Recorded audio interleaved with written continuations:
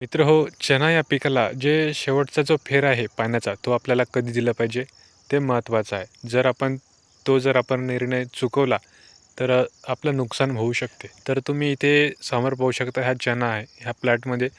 तर तुम्ही असं समजा इथे 70% घाटे लागलेले आहे आणि 30% फुलावर हा चणा आहे. तर अशा अवस्थेमध्ये तुम्हाला इथे पाणी द्यायचं आहे.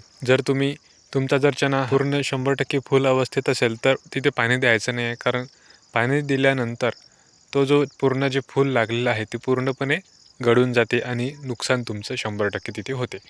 तर अशा परिस्थितीमध्ये आपल्याला जे शेवटचं पाणी द्यायचं आहे ते म्हणजे अशा अवस्थेत द्यायचं की एकट-दुकटसुद्धा घाट्या लागलेल्या तुम्हाला दिसल्या पाहिजे आणि फूलसुद्धा दिसलेले पाहिजे. अशा अवस्थेमध्ये पाणी द्यायचं आहे.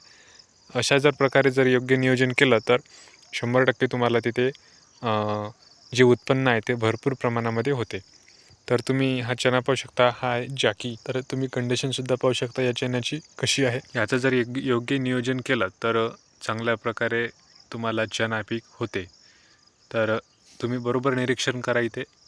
या चणा पिकामध्ये ज्या फळं लागलेले आहे म्हणजे घाटे जे लागलेले आहे ते तुम्ही पाहू शकता कशा अवस्थेमध्ये आहे. आणि जर तुम्हाला वाटत असेल की एखादी फवारणी द्यायची असेल तर तुम्ही देऊ शकता.